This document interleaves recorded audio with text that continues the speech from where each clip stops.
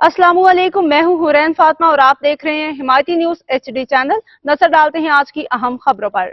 Deputy commissioner Bahawalnagar Zulfikar Ahmad बून और DPO Kamran Asghar की ज़र सदारत एक अहम इजलास मुनाकिद हुआ, जिसमें जंगलात में आग से बचाव और इस पे काबू पाने के लिए मौसर इकदामात पे गौर किया गया। इजलास में additional deputy commissioner revenue Aftab Hussain, assistant commissioner Noman Ahmad, divisional forest officer Tariq Mahmood और दीगर मुतल्लिका महकमों के अफसरान ने शिरकत की।